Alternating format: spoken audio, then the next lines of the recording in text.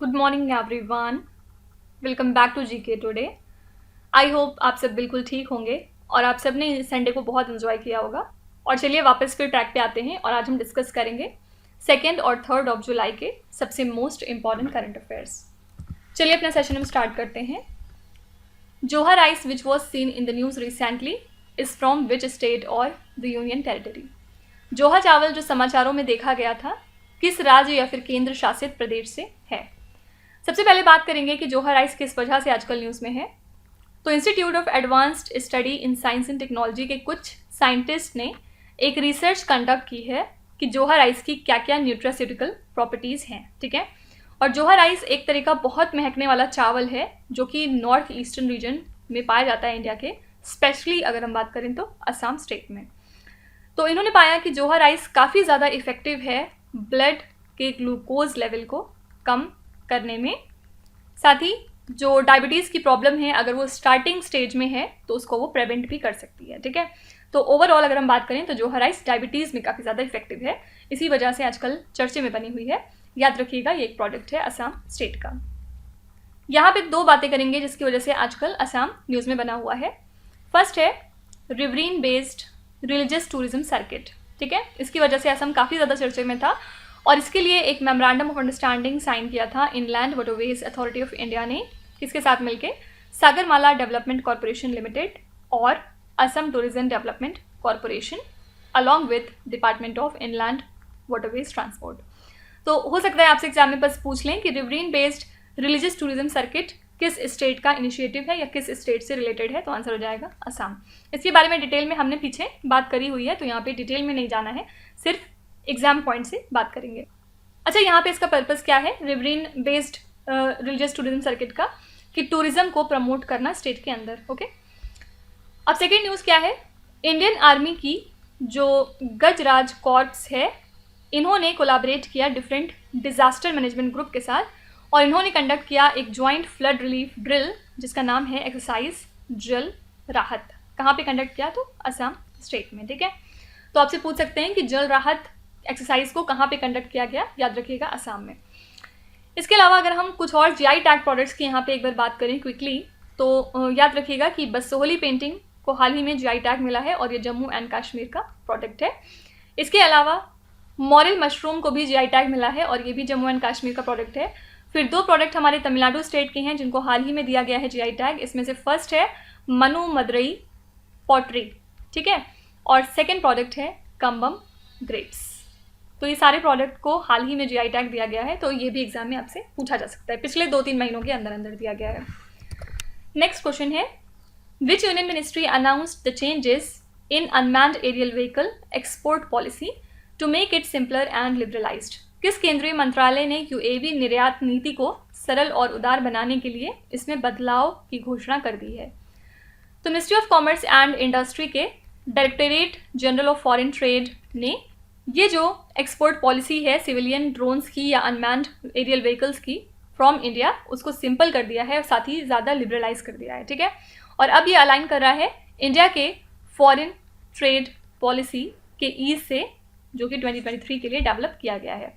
इस डिसीजन का main M क्या है, जो भी एक्सपोर्ट है हमारे डोमेस्टिकली मैन्युफैक्चर्ड ड्रोन्स का या फिर अनमैन्ड एरियल व्हीकल्स का, उनको प्रमोट करना फॉर सिविलियन पर्पजेस और इंडिया का जो इंटरनेशनल कमिटमेंट है रिगार्डिंग प्रोलिफरेशन उसको भी कंसीडर करते हुए। ठीक है। वो सिंपली याद रखिएगा कि इसमें कौन चेंजेस कर सकता है, कौन सी मिनिस्ट्री ने चेंज किया है, तो ये है ministry of commerce and industry.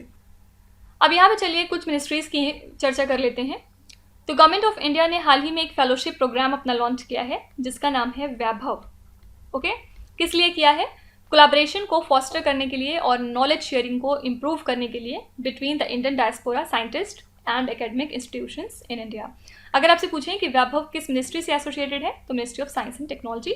और वैभव का फुल फॉर्म क्या होता है, वैश्विक भारतीय वैज्ञानिक। ठीक है। सेकेंड बात करेंगे यूनियन मिनिस्ट्री ऑफ कल्चर की, क्योंकि यूनियन मिनिस्ट्री ऑफ कल्चर ने हाल ही में अनाउंस किया है कि गांधी पीस प्राइज़ इस साल के लिए दिया जा रहा है किसको, गीता प्रेस को, जो कि गोरखपुर से बिलोंग करती है। ठीक है। तो आपसे पूछ सकते हैं कि इस साल के लिए गांधी पीस प्राइज़ किसको दिया गया है, तो आंसर है गीता प्रेस। अच्छा, यहाँ पे एक और अवार्ड काफ़ी इंपॉर्टेंट है, पॉइंट्स ऑफ लाइट अवार्ड, और ये अवार्ड दिया गया है मिस्टर राजिंदर सिंह दत्त को, ठीक है। और किसने दिया है? तो prime minister of UK Rishi Sunak ने। सिंपली आपसे पूछ सकते हैं दो बात यहाँ पे कि पॉइंट्स ऑफ लाइट अवार्ड कौन सी कंट्री देती है, तो आंसर है यूके, और किसको दिया गया इस साल, तो आंसर हो जाएगा राजिंदर सिंह दत्त। ओके, नेक्स्ट है which country leads the mineral security partnership, कौन सा देश खनिज सुरक्षा साझेदारी का नेतृत्व करता है। ये क्वेश्चन काफ़ी ज़्यादा इंपॉर्टेंट है, और याद रखिएगा कि मिनरल सिक्योरिटी पार्टनरशिप को लीड करता है यूएसए, और इसका एम क्या है? Global development of resilient and eco friendly supply chains, जो क्रूशियल एनर्जी मिनरल्स हैं उनके ग्लोबल डेवलपमेंट को फास्ट ट्रैक करना, ठीक है। और किस वजह से आजकल न्यूज़ में है? क्योंकि इंडिया ने हाल ही में इस कोलिशन को ज्वाइन कर लिया है, जिसमें 12 और पार्टनर कंट्रीज़ इसकी मौजूद हैं फिलहाल, और यूरोपियन यूनियन भी। तो याद रखिएगा कि इसको लीड करता है यूएसए, और आजकल किस वजह से चर्चा में है? क्योंकि इंडिया ने डिसाइड कर लिया है इसको ज्वाइन करने का। अच्छा, इसके अलावा आजकल हेलियोपोलिस मेमोरियल भी काफ़ी ज़्यादा न्यूज़ में है। आपको बताना है कि ये किस कंट्री में लाई करता है। तो ये लाई करता है कायरो में, जो कि है इजिप्ट में। और किस वजह से आजकल न्यूज़ में है? क्योंकि प्राइम मिनिस्टर नरेंद्र मोदी ने इस मेमोरियल को विजिट किया है to honour the memory of around 4000 Indian soldiers, जिन्होंने वर्ल्ड वॉर फर्स्ट में पार्टिसिपेट किया था इन इजिप्ट एंड पैलेस्टीन, ठीक है। तो इसी वजह से ये चर्चे में, याद रखिएगा, ये लाई करता है इजिप्ट कंट्री में। कुछ और यहाँ पे इंटरनेशनल करंट अफेयर्स की बात करें तो हाल ही में एशियान ने कंडक्ट कर ली है अपनी इनॉग्रल जॉइंट मिलिट्री एक्सरसाइज को, कहाँ पे? इन द साउथ चाइना सी। इसका एम क्या है? यूनिटी और कोऑपरेशन को प्रमोट करना among the Asian member states. इसके अलावा प्राइम मिनिस्टर नरेंद्र मोदी ने हाल ही में गिफ्ट किया है ग्रीन डायमंड, किसको? तो आंसर हो जाएगा यूएस के प्रेसिडेंट जो बाइडेन को। ये न्यूज़ हमने कल डिटेल में कवर करी थी।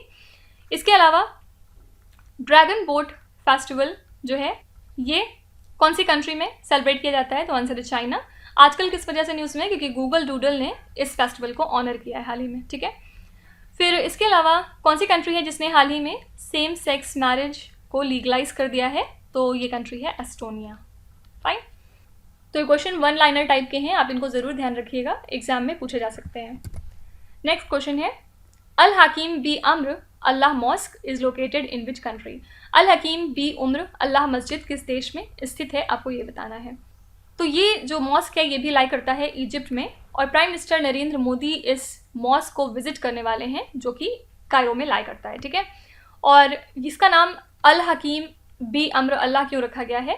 क्योंकि ये 16th फातिमिड कैलिफ थे, ठीक है, और इनका एरा है 985 से लेके 1021 तक का। इस मॉस्क के बारे में खास बात क्या है कि ये 4th ओल्डेस्ट मॉस्क है इजिप्ट की, साथ ही 2nd लार्जेस्ट है। क्या बताया? 2nd लार्जेस्ट है, इसके अलावा 4th ओल्डेस्ट है। इसी वजह से इसकी कुछ हिस्टोरिकल और आर्किटेक्चरल इंपॉर्टेंस है, ठीक है। तो बस याद रखिएगा इस मॉस्क को हमारे prime minister Narendra Modi visit कर रहे हैं, इस वजह से ये चर्चे में है। अब कुछ यहाँ पे जगहों की बात करते हैं जो आजकल न्यूज़ में थे। तो इसमें पहला नाम है गौला रिवर की। गौला रिवर आजकल न्यूज़ में है और ये लाई करती है उत्तराखंड स्टेट में। किस वजह से अच्छा न्यूज़ में है? क्योंकि ministry of environment, forest and climate change ने उत्तराखंड की गवर्नमेंट को परमिशन दी है कि वो माइनिंग एक्टिविटीज़ को कंटिन्यू कर सकते हैं गौला रिवर में, जो कि लाई करती है उत्तराखंड के नैनीताल डिस्ट्रिक्ट में, ठीक है।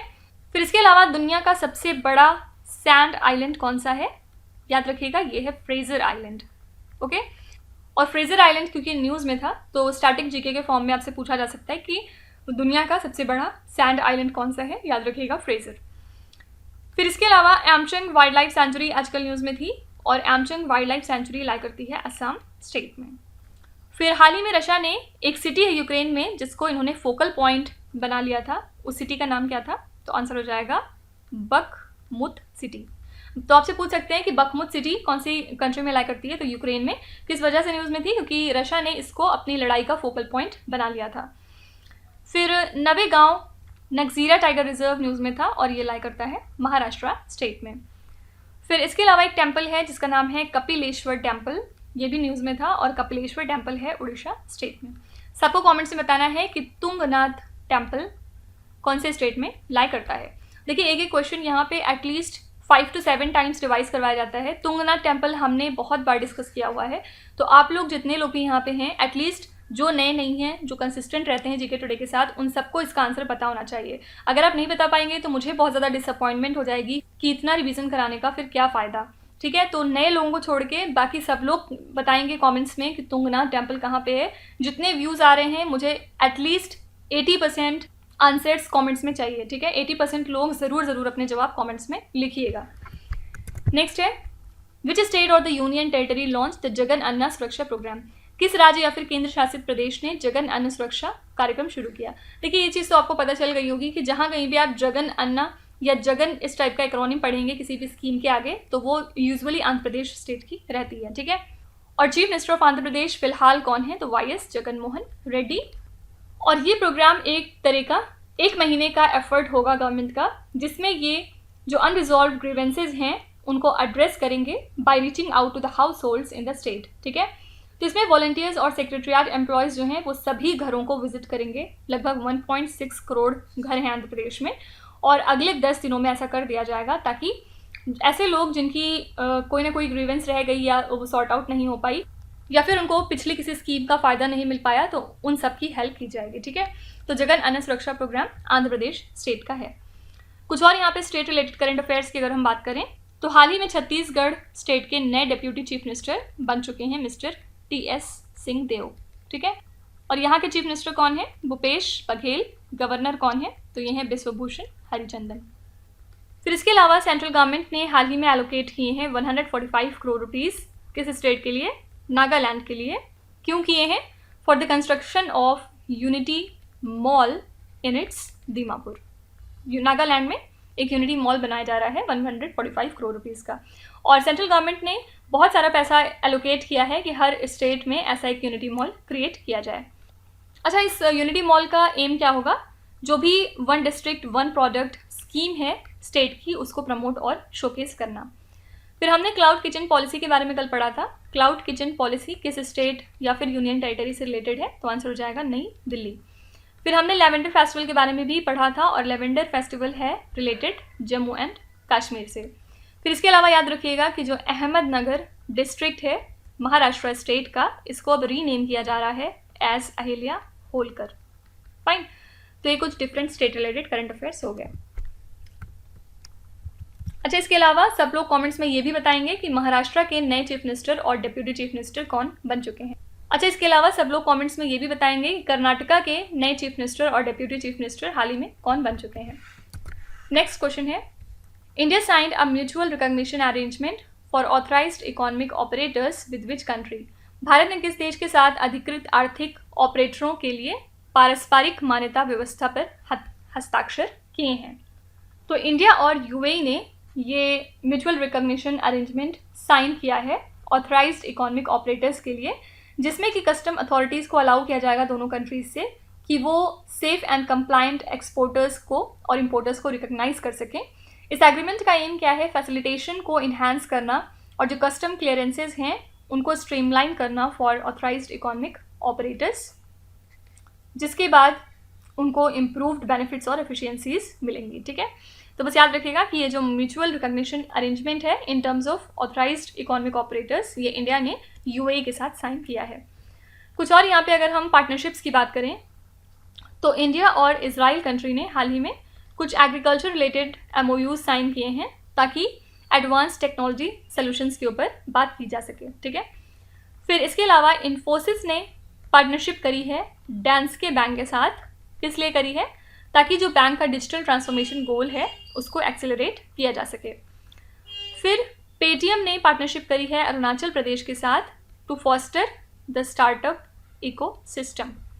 और याद रखिएगा कि इंडिया और श्रीलंका ने भी पार्टनरशिप करी है डिजिटल एजुकेशन प्रमोशन के इम्प्लीमेंटेशन के लिए। कहाँ पे, इन द गले डिस्ट्रिक्ट, जो कि लाई करता है श्रीलंका में। ठीक है, नेक्स्ट है blue pansy Junonia orithya has been named as the official butterfly of which state और the union territory. Blue pansy को किस राज्य या फिर केंद्र शासित प्रदेश की आधिकारिक तितली के रूप में नामित किया गया है। ये क्वेश्चन बहुत ज़्यादा इंपॉर्टेंट है, और याद रखिएगा कि अब से ये एक ऑफिशियल बटरफ्लाई बन चुकी है जम्मू एंड कश्मीर की, और ये एक तरह की विविड ब्लू बटरफ्लाई है जो कि डिफरेंट रीजन्स में पाई जाती है, साउथ ईस्ट एशिया, ऑस्ट्रेलिया और अफ्रीका में। ठीक है, और ये जो बटरफ्लाइज हैं ये रिकॉग्नाइज होती हैं अपने टेरिटोरियल बिहेवियर के लिए, जिसमें कि 26 डिस्टिंक्ट लोकल सब स्पेशीज आपको मिल जाएंगी within their habitat. Okay, तो ये क्वेश्चन 5 स्टार क्वेश्चन है, याद रखिएगा कि ब्लू पैंसी अब से ऑफिशियल बटरफ्लाई बन चुकी है जम्मू कश्मीर की। इसके अलावा जो नेशनल गेम्स हैं 37th नेशनल गेम्स, उसके लिए मैस्कट का नाम क्या रखा गया है, ये है मोगा। ठीक है, और यहाँ पे अगर हम कुछ और गेम्स की बात करें तो कैनेडियन ग्रैंड प्रिक्स हाल ही में किसने जीत लिया था, very famous max Verstappen. Second position पे थे इसमें फर्नांडो अलोंसो और थर्ड पे थे लुइस हैमिल्टन। फिर इसके अलावा अगर हम बात करेंगे वर्ल्ड स्क्वैश चैंपियनशिप की, तो इसको जीता है इजिप्ट ने, किस कंट्री को हरा के, तो इन्होंने हराया था मलेशिया को, और इसके लिए वेन्यू क्या था, तो याद रखिएगा तमिलनाडु। साथ ही थर्ड पोजीशन पे 2 कंट्रीज एक साथ थी, इंडिया और जापान। ठीक है, तो वर्ल्ड स्क्वैश चैंपियनशिप भी इंपॉर्टेंट है आपके एग्जाम के लिए। फिर आईसीसी वर्ल्ड टेस्ट चैंपियनशिप की अगर हम यहाँ पे बात करें तो इसको जीता था ऑस्ट्रेलिया ने इंडिया को हरा के, और इसी के साथ ऑस्ट्रेलिया पहली मेंस टीम बन चुकी है वर्ल्ड क्रिकेट की जिसने कि आईसीसी वर्ल्ड टाइटल सभी 3 फॉर्मेट्स में जीत लिए हैं। ठीक है, तो आईसीसी वर्ल्ड टेस्ट चैंपियनशिप जीती है ऑस्ट्रेलिया ने इंडिया को हरा। नेक्स्ट क्वेश्चन है, which public sector enterprise announced financial support of 3045 crore rupees to Bangalore metro. किस सार्वजनिक क्षेत्र के उद्यम ने, ये यहाँ पे आएगा, बेंगलुरु मेट्रो को 3045 करोड़ रुपए की वित्तीय सहायता की घोषणा करी है। तो ये है आरईसी लिमिटेड, जो कि एक Maharatna central public sector enterprise है। इन्होंने एफिलिएट किया है with union ministry of power, और अब ये प्रोवाइड कर रहे हैं इतना amount to Bangalore metro rail corporation limited. इस असिस्टेंस का एम क्या है, जो क्रिएशन है मेट्रो लाइन्स का उनको फैसिलिटेट करना as a part of phase 2 initiative for Bangalore metro. ठीक है, तो यहाँ पे आंसर हो जाएगा आरईसी लिमिटेड। ठीक है, इसके अलावा आजकल टाइटन काफ़ी ज़्यादा न्यूज़ में है और इसके बारे में हमने काफ़ी कुछ ऑलरेडी पढ़ रखा है। इससे रिलेटेड एक टर्म है, ये ज़रूर याद रखिएगा, इसका नाम है कैटास्ट्रॉफिक इम्प्लोजन। ठीक है, अच्छा, इम्प्लोजन शब्द से आपको लग रहा होगा कोई चीज़ फट गई या एक्सप्लोड हो गई, लेकिन ये उसका उल्टा होता है एक्चुअली। एक्सप्लोजन क्या होता है, कोई बॉडी है अगर वो फटती है बाहर के साइड तो उसको हम बोलते हैं कि ये एक्सप्लोड हो गई, राइट। लेकिन कैटास्ट्रॉफिक इम्प्लोजन का मतलब होता है कोई चीज़ अंदर के साइड घुस के फट गई। ठीक है, मतलब ऐसे करके पूरी श्रिंक हो जाना और फिर फट जाना। ठीक है, तो जो टाइटन का डिस्ट्रक्शन हुआ था उसके पीछे रीज़न यही बताया जा रहा है कैटास्ट्रॉफिक इम्प्लोजन का। और याद रखिएगा एक चीज़ और कि टाइटन जो है एक तरह की सबमर्सिबल है, ना कि सबमरीन है। ठीक है, क्या डिफरेंस होता है सबमरीन और सबमर्सिबल में? देखिए, जो सबमरीन होती है वो अंडर वाटर जाने के बाद खुद ही ऑपरेट होती है। ठीक है, लेकिन सबमर्सिबल के लिए क्या ज़रूरी होता है कि जैसे ये सरफेस है वाटर का, तो यहाँ पर आपको एक बोट रखनी पड़ेगी या फिर कुछ यहाँ पे ऐसी चीज़ें होंगी जो ऑपरेट करेंगी इस सबमर्सिबल को। ठीक है, तो जो टाइटन थी सबमर्सिबल थी, कहने का मतलब क्या था कि जब वो अंडर वाटर जाएगी तो ऊपर से इसको पूरा कंट्रोल मिलेगा। ठीक है, इसका खुद का कोई कंट्रोल नहीं था।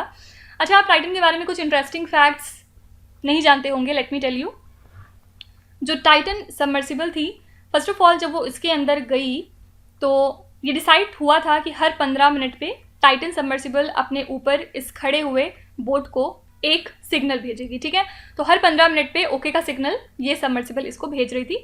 But after 1 our and 45 minutes ये जो सिग्नल था ये लॉस्ट हो गया और उसके बाद ये सिग्नल फिर नहीं मिला। इसके बाद भी जो इसका एक एक्सपेक्टेड टाइम था कि इस टाइम पे ये वापस विजिट करके टाइटैनिक को आ जाएगी, उस टाइम तक वेट किया गया, बट ऐसा कुछ भी नहीं हुआ, सबको पता है।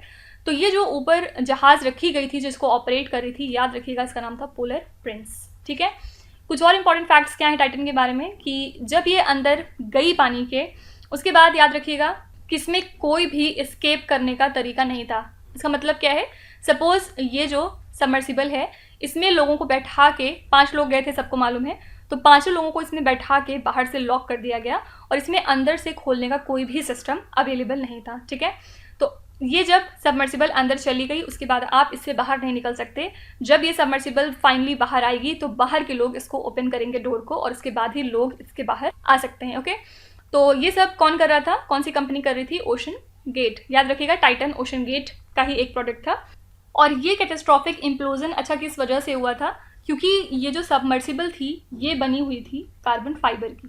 ठीक है, जबकि आमतौर पे जो सबमर्सिबल्स या सबमरीन्स बनाई जाती हैं वो ज़्यादातर स्टील, टाइटेनियम या फिर अल्युमिनियम की बनाई जाती हैं and not with the carbon fibres. Carbon fibre से बनाना एक टोटल एक्सपेरिमेंट था और यही रीज़न है कि बाद में वो इतने अंदर जाके पानी के अंदर, क्योंकि जो टाइटैनिक है वो ऑब्वियसली सी के बिल्कुल बॉटम पे रखी हुई है, और वहाँ पे जाने के बाद वो जो सबमर्सिबल, क्योंकि वो कार्बन फाइबर से बनी थी तो वो इतने हैवी प्रेशर को झेल नहीं पाई और कैटेस्ट्रॉफिक इम्प्लोजन की वजह से वो ब्लास्ट हो गई और फिर जितने भी लोग थे उसमें उनकी डेथ हो गई। ठीक है, तो ये थोड़ी सी बात हो गई टाइटन के बारे में। चलिए आगे चलते हैं।